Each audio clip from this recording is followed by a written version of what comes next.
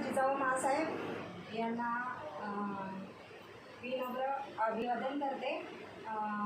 सावित्रीबाई फुले, माता रमाबाई, माता अहिल्याबाई यांनी जे काही धर्तीवरती करून गेलं ते आपल्याला आचरणात आणायचं आहे।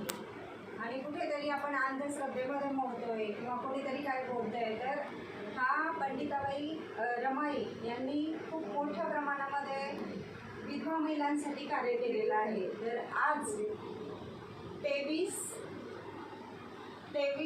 जून हा आंतरराष्ट्रीय विधवा महिला दिन म्हणून पूर्ण महाराष्ट्रामध्ये साजरा केला जातो।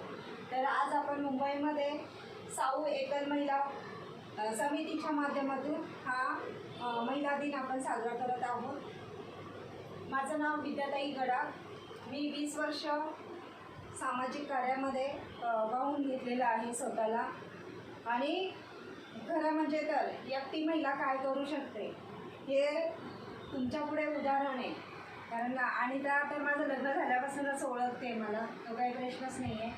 पण किती संकटांचा सामना आला तर आपण कठोर आणि खंबीर बनतो। आपण बोलतो ना, जे होतं ना ते चांगल्याकरता होत असतं, पण आपण हिंमत कधीच हारायची नसते। तिथे हिंमत हारली की आपण गेलो कामातनं। कारण आपल्या पाठीमागे मुलं असतात, आपल्या पाठीमागे परिवार असतो, त्यांचं शिक्षण असतं, त्यांचं लग्न कार्य असतं आणि आपलंसुद्धा करिअर घडवायचं असतं। म्हणून आपण किती खंबीरपणाने पुढे जाऊ, कुठल्या म्हणजे आपण ॲक्टिव्ह असलं तरच आपण काहीतरी करू शकतो। आणि आपण रडत बसलं तर आपल्याकडे काहीच नाही येणार। पण आपल्याला खरं मार्गदर्शनाची गरज आहे। तर साऊ एकल महिला समितीच्या माध्यमातून आपण ज्या एकल महिला आहे पूर्ण महाराष्ट्रामध्ये, ही आमची एकल महिलांची जी कमिटी आहे ती खूप छान प्रकारे कोविडपासून काम करते।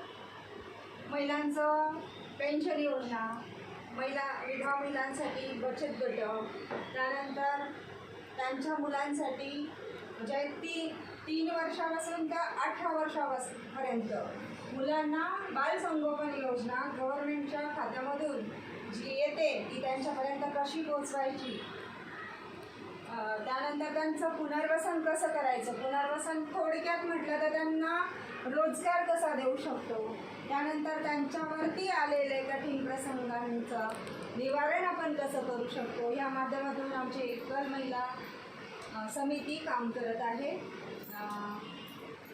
त्यानंतर मला हे सांगायचं आहे की प्रत्येकाच्या काही ना काही प्रॉब्लेम आहेच आहे। काहींची खूपच मोठे आहेत, कारण काही खूप तरुण आहे। आज आम्ही बघितलं कोविडमध्ये की ज्या महिला खरंच त्यांचं वय पण नाही आहे का यांना यांचे मिस्टर सोडून जाऊ शकतात, तर 18 वर्ष वय आहे, काहींचं 20 वर्ष आहे, काहींचं 30 वर्ष आहे आणि जास्त करून आम्हाला याच्यामध्ये 45 वर्षाच्या आतच महिला जास्त सापडल्या। यांचे प्रश्न कसे सोडवायचे, आणि खरंच आता आपल्याकडे पण 2-3 उदाहरण आलेले आहे। पूर्वी माझ्याकडे बरेचसे आले होते की काय होतं की एकदा लग्न होतं, मुलं होतात, मिस्टर अचानक जातात, काही ठिकाणी लव्ह मॅरेज झालेले असतात आणि ते घरचे लोक त्यांना ॲक्सेप्ट करत नाही, म्हणतात तुमचा नवरा गेला आता तुमचा आमच्याशी संबंध तुटला।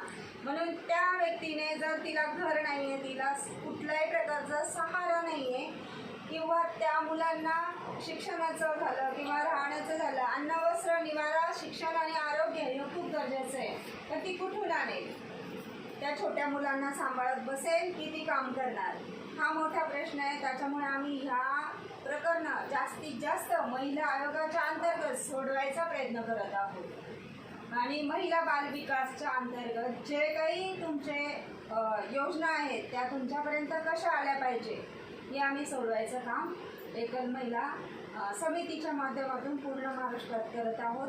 आम्हाला हेच, आता मी तुम्हाला सांगितलं की प्रत्येकाने मला काही ना काही तुमचा प्रॉब्लेम सांगितला किंवा मी तुमच्याजवळ सांगते, ते किती प्रमाणामध्ये माझ्या लक्षात राहणार आहे किंवा मी सांगितलेलं तुमच्या किती लक्षात राहणार आहे। तर आपल्याला एकच काम करायचं का, ह्या बॅनरखाली साऊ एकल महिला समितीच्या माध्यमातून आपण सगळ्या एकल महिलांनी एकत्र यायचं आहे। आणि इथे आपलं जे ऑफिस आहे या ऑफिसमधून सगळ्या प्रकारचं तुम्हाला इथे नियोजन केले जाईल, तुमचे प्रश्न सोडवले जातील, जर कोर्टापर्यंत जरी जायचं आला समजा टाईम आपल्यावरती, तर तो सुद्धा आपण कसा करू शकतो की तुम्हाला आधाराची गरज आहे, तोच आधार ही साऊ एकल समिती तुम्हाला देईल.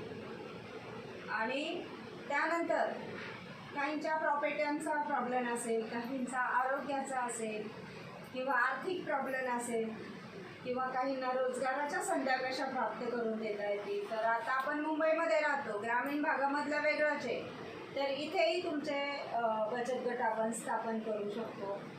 आता आम्हाला पूर्ण विचारतात की तुम्ही कोणते कोणते कामं केले, बालसंगोपनाचे प्रकरणं सांगा, तुम्ही पेन्शन योजनेचे प्रकरणं आम्हाला सांगा, किती तुम्ही केले. पण मुंबईसारख्या शहरामध्ये महिला एकत्र यायला मागत नाही आहेत. मग बघा, म्हणून मग मी आजच्या या आंतरराष्ट्रीय दिनानिमित्त मी सगळ्यांना आवाहन करते की आपल्याला एक 10 महिला जी समिती ते स्थापन करायची आणि त्या 10 महिलांनी हप्त्यामध्ये परत 10 महिला आपल्याकडे कशा येतील, आपल्यामध्ये म्हणजे आपण एक आहोत असं कधी त्यांना समजेल की आम्ही एक आहोत, आम्हाला इथून मार्गदर्शन मिळेल आणि आम्ही आमचं अस्तित्व स्वतःचं बनवायचा आम्ही प्रयत्न करू. तर आपण सगळ्यांनी अशा महिलांना आपल्यासारख्या एकत्र आणायचं आहे. पूर्ण सपोर्ट आम्ही तुम्हाला देऊ. कुठे काही कमी पडलं तरी आम्ही तुम्हाला मार्गदर्शन करू.